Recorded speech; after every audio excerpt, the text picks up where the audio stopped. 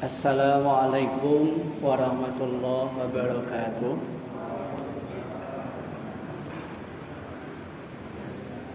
Alhamdulillahirabbil alamin. Huwallazi khalaqal mauta wal hayata liyabluwakum ayyukum ahsanu amala. Asyhadu an la ilaha illallah wahdahu la syarikalah wa asyhadu anna Muhammadan abduhu wa rasuluh la nabiyya ba'da. Allahumma salli wa sallim wa barik ala Muhammadin wa ala alihi wa ashabihi wa mawala wa la hawla wa la quwwata illa billah. Bapak Ibu jamaah pengajian malam Sabtu Masjid Kiai Haji Ahmad Dahlan yang berbahagia, alhamdulillah pada malam hari ini kita memasuki kajian ibadah yang ke-19. Sudah mau 2 tahun berarti ya. Pada kajian 1 sampai 18 kita senantiasa mengkaji tentang ibadah yang berkaitan langsung dengan Allah atau sering kita sebut dengan ibadah mahdhuf. Padahal kita juga mengenal ada ibadah ghairu mahdhuf atau kita sering menyebut dengan ibadah muamalah. Ketika kita membahas ibadah mahdhuf atau ibadah muamalah, kira-kira ini lebih penting yang mana? Maka ada seorang yang membandingkan seperti ini. Kira-kira Bapak Ibu ini jawab yang mana ya? Bagaimana kalau ada orang yang dia itu rajin sholat, tetapi banyak hutangnya dan tidak mau nyaur? Lebih baik mana dengan orang yang tidak pernah sholat, tapi tidak punya hutang? Kira-kira lebih baik mana? Di hadapan Allah nasibnya kira-kira bagus yang mana ya? Nah kalau melihat riwayat, suatu ketika ada sahabat Rasul yang meninggal. Ketika itu Rasul tidak menanyakan apakah dia sholat atau tidak, apakah dia zakat atau tidak. Yang ditanyakan apakah ia mempunyai hutang atau tidak. Kalau mempunyai hutang ternyata Rasulullah tidak mau mensolatkan. Kira-kira beruntung yang mana tadi ya? Tidak pernah sholat, tapi tidak punya hutang, atau punya hutang meskipun dia sholat dan tidak mau nyaur. Nah ini ada hubungannya dengan ibadah mahdhuf dengan ibadah muamalah. Ini saya ambil dari kajian surat Ali Imran ayat yang ke-112. Saya ambil intinya di awal ayat ya. A'udzubillahi minasyaitonirrajim. Bismillahirrahmanirrahim. Zuribat alaihimul zillah aina masukifu illa bihablim minallah wa hablim minan nas. Al-ayat. Dari sini saya potong potongan ayat ini karena keterangannya hanya menggambarkan 2 kondisi tadi. Kamu semua akan senantiasa berada dalam kehinaan, kesengsaraan jika kamu tidak bisa menjalin berpegang teguh kepada tali agama Allah dan berpegang teguh kepada perjanjian sesama manusia. Illa bihablim minallah wa hablim minan nas. Jadi hubungan kita itu ada 2 yang harus kita jaga. Yang pertama hubungan kita kepada Allah ini dengan ibadah mahdhuf yang kajian pertama sampai ke 18 kita kemarin sudah kaji pokok-pokok ibadah, bagaimana kita menjaga ikhlas, kemudian tasbih, tahmid, tahlil. Nah, kita akan bahas tentang ibadah ghairu mahdhuf atau muamalah. Ternyata kalau kita lihat berhubungan dengan Allah itu lebih mudah pada hakikatnya. Karena kasih sayangnya Allah, rahmatnya Allah, apalagi Allah zat yang maha pengasih, maha penyayang, maha pengampun. Maka ketika kita berhubungan dengan Allah tuh Hubungannya sebenarnya cukup satu. Kalau manusia itu tidak mensekutukan Allah, insya Allah ini selamat sampai di akhirat. Ya.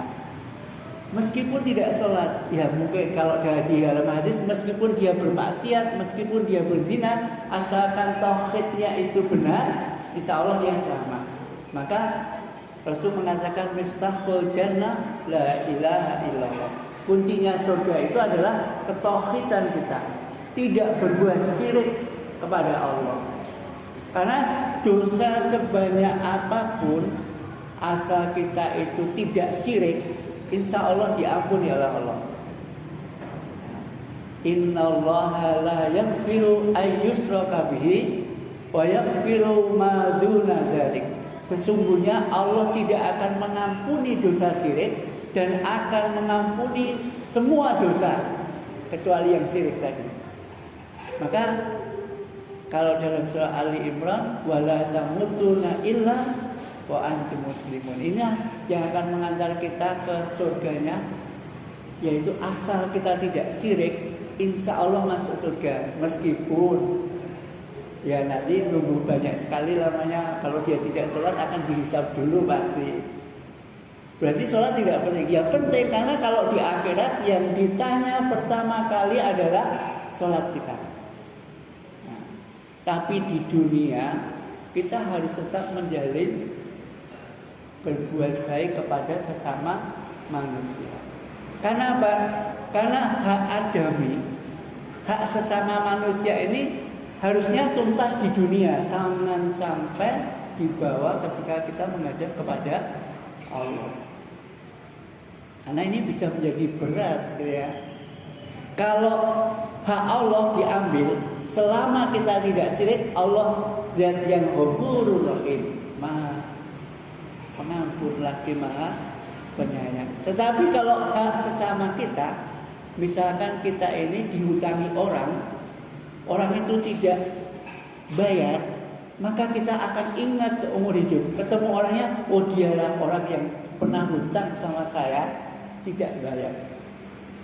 Tapi kalau kita yang hutang, kadang-kadang lain. Kalau kita yang hutang itu sering lupa. Bukan lupa, etok-etok lupa. Ya kalau dihutangi, kalau hak kita itu diambil orang lain, kadang-kadang kita akan ingat itu seumur hidup. Ini yang bisa menjadikan nanti menjadi orang-orang yang seperti kemarin disampaikan oleh Pak Ridwan, ya, ketika padang bulan. Ada sebuah riwayat, atadruna muflis, tahukah kamu orang yang bangkrut? Maka Pak Ridwan mengatakan orang yang bangkrut itu ketika menghadap Allah membawa amalan yang banyak, sholatnya, zakatnya, hajinya, ya, sedekahnya, puasanya, tetapi dia masih membawa hak adami yang banyak sekali, sehingga orang menuntut haknya di akhirat. Kemudian pahalanya dikasihkan kepada orang yang menuntut tadi sampai pahalanya habis. Masih banyak yang haknya kita ambil, maka diberikanlah dosanya kepada kita. Ini beratnya hubungan kita kepada sesama manusia. Maka ayat tadi mengatakan, kalian semua itu akan senantiasa berada dalam kehinaan selama kalian tidak menjaga hubungan baik kepada Allah dan hubungan baik kepada sesama manusia. Kalau dilihat dari tafsirnya, ayat ini memang ditujukan kepada orang Yahudi. Karena orang-orang Yahudi itu ketika diberi ayat-ayat Allah, dia senantiasa mendustakan, tidak bisa menjaga baik hubungannya kepada Allah. Semua ayat didustakan, di keterangannya itu demikian. Kalau dia diberi Rasul untuk menyampaikan kebenaran, banyak di antara Rasul di umat Yahudi itu justru dibunuh. Maka tidak bisa menjaga baik hubungan kepada sesama manusia. Lalu Allah mengatakan, kalian semua akan senantiasa berada dalam kehinaan, kesengsaraan, selama tidak bisa menjaga dua hubungan ini. Hubungan kepada Allah tentu ibadah makhluk kita, hubungan kepada sesama tentu ibadah muamalah kita. Nah, ibadah muamalah itu pokoknya adalah mari kita berbuat baik, ya. Maka ketika Nabi ditanya siapa yang paling baik, kata Nabi, ahsanuhum khuluqan, yang terbaik akhlaknya di antara kamu. Maka dalam hadis yang lain, agama itu cukuplah engkau berbuat baik kepada sesama. Jadi kalau kita sudah dianggap baik oleh sesama, sebenarnya agama kita sudah cukup. Karena ya tadi keterangannya, kalau hubungan dengan Allah itu sebenarnya mudah selama dia beriman, tidak syirik, insya Allah selamat di akhirat. Nah, masalahnya di dunia ini kita juga harus selamat ya. Maka ibadah muamalah ini juga sangat penting sekali. Intinya ibadah muamalah, marilah kita berbuat baik. Karena hidup dan mati itu Allah menciptakannya hanya untuk menguji siapa di antara kita yang paling baik amalnya. Huwallazi khalaqal mauta wal hayata liyabluwakum ayyukum ahsanu amala. Dialah Allah yang menciptakan hidup dan mati untuk menguji siapa di antara kamu yang paling baik amalnya. Nah, masalahnya yang baik itu seperti apa? Kami ringkaskan dalam sebuah kitab. Yang dimaksud baik itu memang ada tingkatannya ya. Karena kebaikan itu pada dasarnya akan kembali kepada kita. Nah, tidak mungkin kebaikan itu berujung kepada yang kita baiki, membawa manfaat ya. In ahsantum li anfusikum wa in asatum falaha. Yang kedua, tidak mungkin kebaikan kok tidak berbalas kebaikan. Meskipun pada kenyataannya ada saja orang yang berbuat baik tetapi membalas balasan yang tidak baik, sehingga ada pepatah air susu dibalas dengan air Tuhan. Tapi hakikatnya tidak ada kok kebaikan tidak berbalas kebaikan. Jangankan kebaikan yang besar sekali ya. Kebaikan yang sekecil zarah pun Allah akan membalas dengan kebaikan. Wa may ya'mal misqala dzarratin khairan yarah wa may ya'mal misqala dzarratin syarran yarah. Jadi keyakinan kita harus berbuat baik ini harus kita tanamkan. Masalahnya yang menamakan baik itu ada tingkatannya.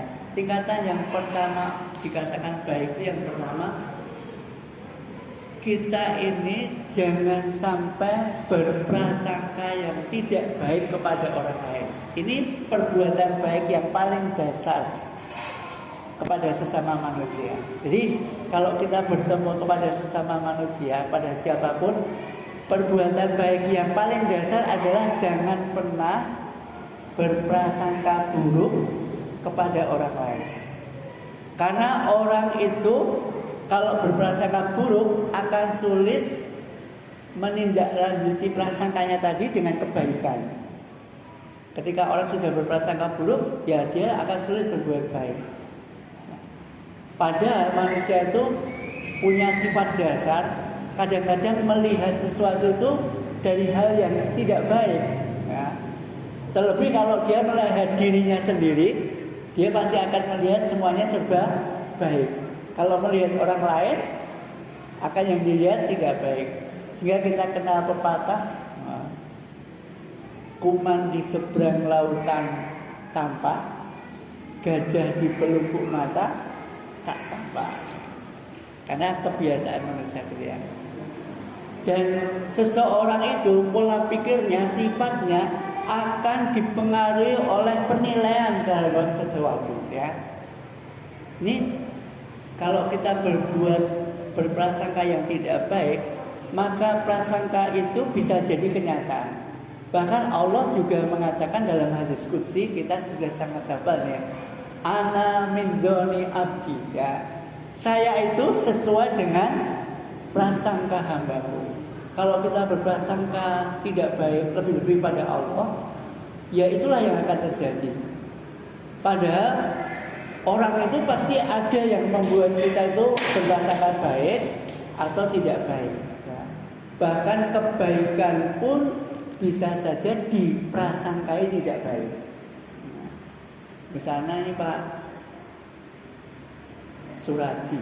Wah, berwakaf sampai ribuan hektar pastinya. Mungkin orang yang senang dia akan mengatakan, wah dia amalnya bagus, ya, orang yang tidak pelit. Tapi orang yang tidak senang bisa saja dia memandang dia orang sombong. Pak Bashiruddin juga gitu, menyumbang banyak sekali dengan masjid itu ya. Orang yang tidak suka pasti yang dilihat yang tidak suka. Karena orang itu akan mendapatkan apa yang ia cari. Ini besok kan kita nonton film Hamka ya, malam minggu. Ini ada tulisan Hamka yang mengatakan suatu ketika Hamka itu hendak dilecehkan oleh seorang Amerika. Hamka itu disinggung ini, Hamka, ketika saya di Mekah itu saya bisa bertemu dengan PSK. PSK tahu ya, orang yang nakal gitu. Seolah-olah dia mengatakan, loh di kota suci aja yang kamu anggap suci ada PSK. Tapi apa kata Hamka? Dia justru membalikkan gini, loh ketika saya di Amerika saya tidak pernah menemukan PSK. Padahal Amerika kan pusatnya kayak gitu. Kemudian Hamka menjawab, karena orang itu akan ketemu dengan apa yang ia cari. Meskipun di tanah suci, kalau yang kalian cari itu yang tidak baik, yang akan ketemu tidak baik. Meskipun di negara yang mungkin penuh maksiat, tapi yang kalian cari yang baik-baik, insya Allah tidak akan ketemu yang tidak baik. Ini pesannya Hamka ya.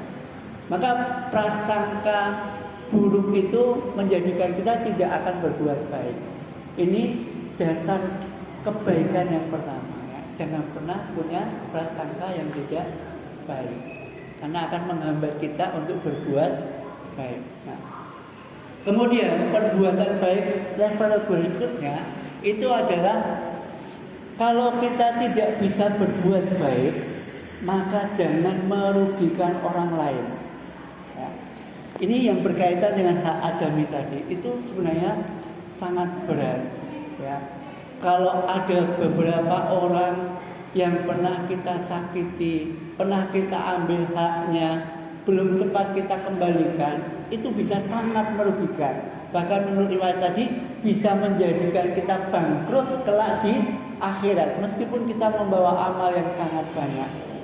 Kalau dalam satu riwayat betapa Rasulullah mencontohkan, ketika Rasulullah itu sudah merasa ajalnya dekat, dia sedang dalam keadaan sakit.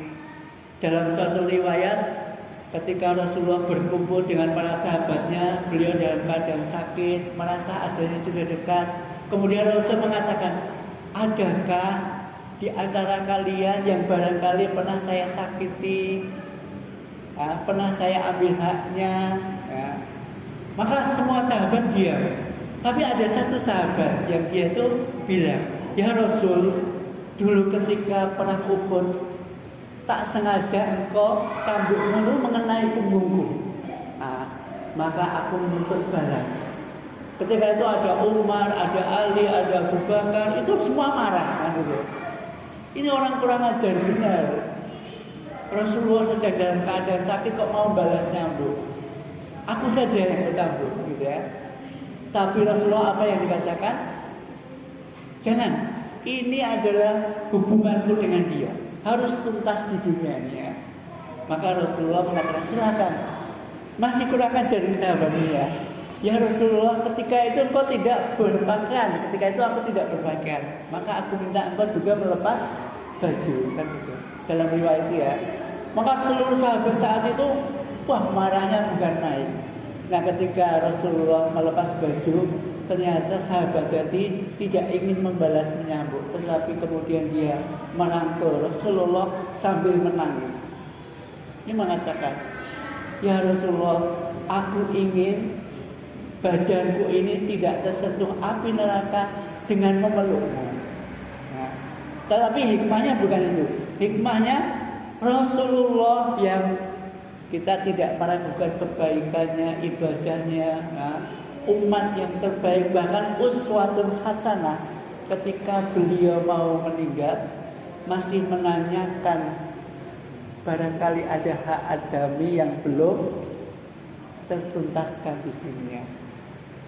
Nah, masalahnya sekarang kan kadang-kadang kita itu menyepelekan ya. Misalkan kita sering berjanji, sering berhutang. Mungkin pertama kali untuk kita memperbaiki ibadah mahdoh kita ingat-ingatlah. Adakah janji yang belum kita tepati? Yang kedua, adakah hutang mungkin ya yang kita belum sahur, belum kita lunasi? Nah, ini yang berat kalau kita sebagai pemimpin kemudian berjanji. Ini berat sekali ya. Di kampanye janji mau makan siang gratis misalkan. Wah, sekarang pusing ya. Pusing mewujudkan janjinya. Karena kalau dari 270 juta rakyat Indonesia yang usia sekolah 30 juta saja, sekali makan siang 10.000, berarti 10.000 kali 30 juta itu sudah 300 miliar gitu ya. Kalau itu sehari, kalau sebulan 25 hari atau ya hari kerja, hari sekolah kan 5 hari kali 1 bulan 25, itu berarti 25 kali 300 miliar itu sudah 7,5 triliun ya 1 bulan. Wah, maka bingung ini ngari dari ya. Dan janji itu bisa menjadi hutang yang harus dibayar. Kalau tempat tidak dibayar di dunia, mungkin akan ditagih di akhirat. Betapa beratnya kadang-kadang manusia itu menyepelekan hak adami. Untungnya kalau di Jawa, khususnya di Jogja, di Bantul ini punya tradisi kalau ada orang meninggal, maka yang ditanyakan bukankah dia sholat, tidak, tapi apakah jenazah ini baik bapak-bapak, ibu-ibu? Baik, kalau di Balang masih gitu. Yang kedua, kalau ada hutang piutang, janji yang belum ditepati oleh jenazah, maka semuanya sudah berpindah ke ahli waris, supaya jenazah ini tidak meninggalkan hak adami yang bisa menjadikan dia bangkrut nanti di akhirat. Tetapi kita yang masih hidup harusnya sudah mulai kita hati-hati ya. Jangan sampai kita mudah berjanji, mudah hutang, apalagi sekarang pinjol sangat mudah. Kredit juga sangat gampang, tanpa uang muka bisa. Tapi kalau kita tidak membayarnya, tidak lunas, jangan dianggap sepele, jangan dianggap kita beruntung kalau tidak ditagih ya. Ini menjadi satu hal. Kalau tidak bisa berbuat baik, minimal tidak merugikan orang lain. Ini yang kebaikan yang kedua. Tingkatan kebaikan yang kedua.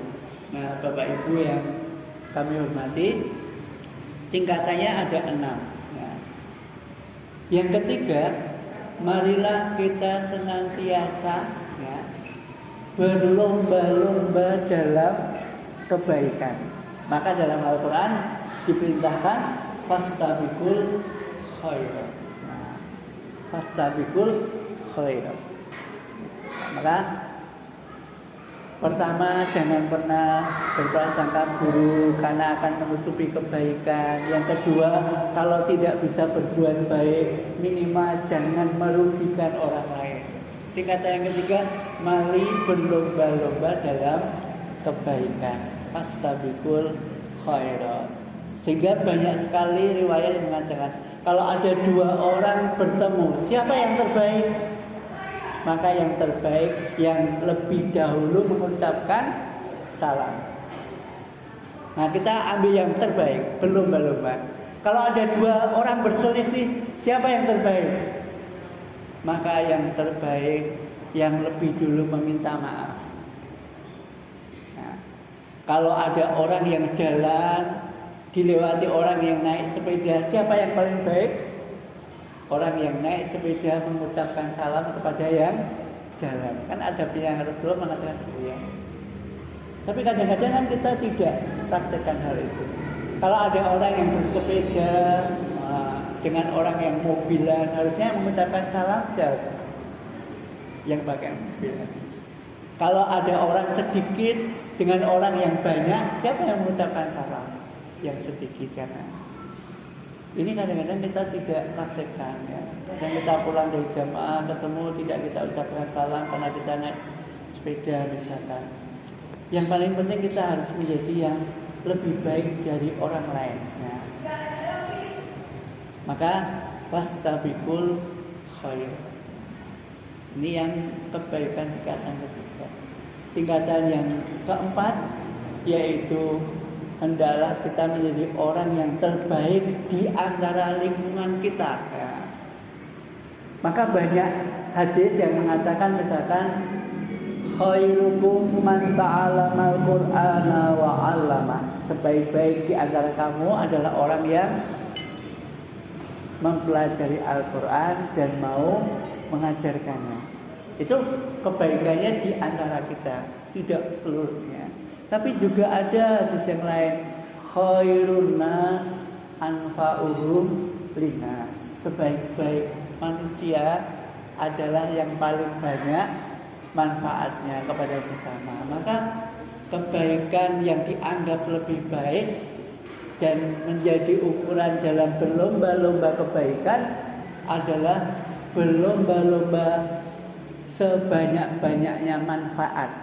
Nah, bahkan kalau kita punya suatu barang itu kok bermanfaat dan dibutuhkan orang lain, kemudian kita tidak mau memberikan, itu dalam Al-Quran dinamakan al-ma'un. Ya. Dan orang yang namanya al-ma'un ini dianggap sebagai pendusta agama, yaitu orang yang tidak mau memberikan barang yang berguna. Mungkin kita sekarang misalkan ada tetangga sakit, kita sedang punya mobil misalkan, tetangga kita pinjam mobil, kira-kira boleh tidak kita ya? Padahal mobilnya baru misalkan. Mungkin kita akan melihat, Bu, mending nge-grab mawon Bu, lebih murah mesti. Mungkin kalau kita tidak bisa memberi manfaat dengan semua barang yang kita punyai, kita bisa dikategorikan al-ma'un. Nah, bapak-bapak, ibu-ibu yang kami hormati, maka kebaikan itu harus senantiasa kita tingkatkan. Kita sudah sampai level keempat ya. Level kelimanya, kita harus menjadi umat yang terbaik. Karena Allah mengatakan, kuntum khaira ummah ukhrijat linnas ta'muruna bil ma'ruf wa tanhauna 'anil munkar wa tu'minuna billah. Kamu itu semuanya adalah umat yang terbaik jika kamu bisa mencegah keburukan, mengajak kebaikan, senantiasa beriman kepada Allah Subhanahu wa ta'ala. Nah, inilah supaya kita menjadi umat yang terbaik. Kalau kita menjadi umat yang terbaik, ya perbandingannya barangkali dicontohkan ketika perang Badar. Perang Badar, orang Muslim jumlahnya sekitar 300, tapi menjadi umat yang terbaik, bisa mengalahkan 1000, 1:3, harusnya umat yang terbaik gitu. Lebih-lebih kalau di dalam perang ketika melawan tentara Romawi, itu bisa 1:1000. Ketika itu umat Islam jumlahnya sekitar 10.000, tetapi tentara Romawi 100.000.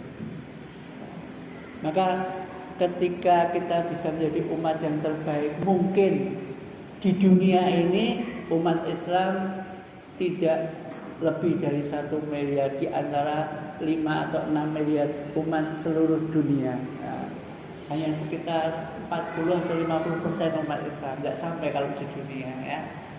Tapi kalau itu bisa berkualitas benar, yang bisa betul mempengaruhi sebagaimana zaman keemasan Islam, bisa menguasai lebih dari 2/3 dunia. Maka inilah yang harus kita capai. Nah, Maka puncak kebaikan yang keenam, ketika kita bisa menjadi umat yang mentaati Allah dengan segala perintahnya, menjauhi dengan segala larangannya, berhati-hati di dalam bersikap kepada sesama manusia. Itulah yang kita sebut dengan takwa, ya. Inna akramakum indallahi atqakum. Kebaikan yang paling puncak itu adalah takwa. Nah, maka keenam tingkatan ini berkaitan nanti hubungannya dengan ibadah muamalah. Tetapi ujungnya tetap kita menjalin hubungan baik kepada Allah. Selama kita bisa menjalin dua hubungan ini, insya Allah kita akan selamat di dunia sampai di akhirat. Tetapi kalau kita tidak bisa menjalin dua hubungan ini, Allah mengatakan zuribat alaihi mudillah aina masukifu illa bi hablim minallah wa hablim minannas. Demikian yang bisa kami sampaikan kajian yang ke-19, dan kita akan masuk kepada kajian ibadah muamalah insya Allah pada kajian yang ke-20 besok. Lebih kurangnya kami mohon maaf. Billahi hidayah wa taufiq. Assalamualaikum warahmatullahi wabarakatuh.